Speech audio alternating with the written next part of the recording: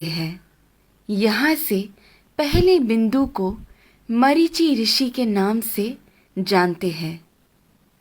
उसके बाद में जो बिंदु है वो कहलाते हैं ऋषि वशिष्ठा।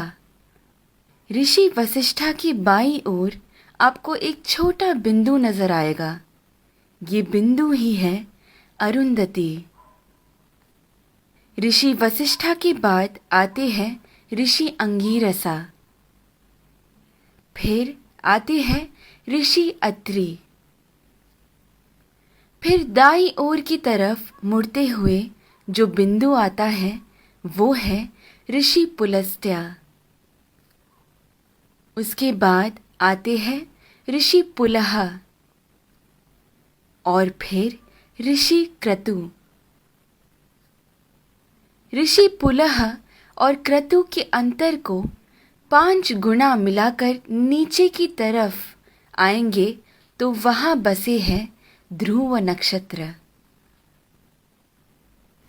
सदा उत्तर में रहने की वजह से उसे ध्रुव नक्षत्र कहा जाता है।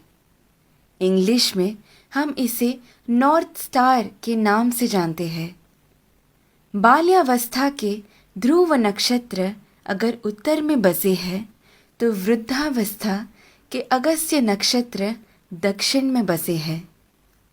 अगस्त्य और ध्रुव नक्षत्र हमेशा उसी स्थान पर ही पाए जाते हैं।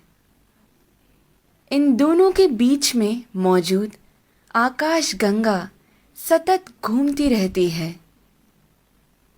इस कारण से हमारी धरती अक्ष के ऊपर घूमकर घूमती रहती है। ये सच है कि सारा जगत भगवान के इर्द गिर्द घूमता रहता है, लेकिन वो हमें कभी नजर नहीं आ सकता।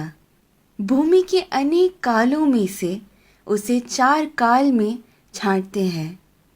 ऊपर नजर आ रहा पीठ के बल सोया हुआ प्रश्न चिन्ह के आकार में बना हुआ सप्त ऋषि मंडल हमें वसंत ऋतु में ठीक ऐसे ही नजर आता है। आगे बढ़ते हुए शिशिर ऋतु यानी ठंड के मौसम में हमें सप्त ऋषि मंडल ऐसे नजर आता है। फिर शरद ऋतु में जब सारे पत्ते झड़ने लगते हैं तब सप्त ऋषि मंडल हमें ऐसे पीठ के बल सोया हुआ प्रश्न चिन्ह के आकार में नजर आता है।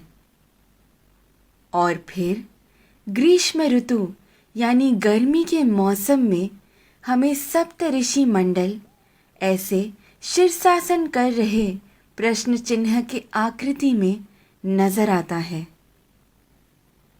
चाहे जो भी हो, जब हम ये सारे प्रश्न चिन्हों को एक साथ में देखते हैं, हमारे सामने एक विशेष आकृति हमें बनता हुआ नजर आता है। वही कहलाता है हमारा स्वस्तिक। स्वस्थ का मतलब है आरोग्यवान। स्वस्तिक का महत्व मेरे पिता मुझे हमेशा से बताते आए हैं, लेकिन हर क्षण प्रयोग में ला रहे इस स्वस्तिक का जन्म कहाँ से हुआ ये आज मेरे पिता द्वारा जाना, जो आप सभी में मैंने बांटना चाहा। ध्रुव नक्षत्र को देखते हुए हमें ये मालूम होता है कि हम पूरी जिंदगी जिस दिशा की ओर बहते जा रहे हैं वही है उत्तर दिशा। इसीलिए शायद हमारी भूमि पर भी दक्षिण में अधिक जल है और उत्तर की ओर अधिक ज़मीन है। इस विषय को इतनी सुंदरता से वीडियो के रूप में बनाकर आप सभी को समझाने का श्रेय जाता है मुक्ता जी को। धन्यवाद। तत्परा अहोरात्रा।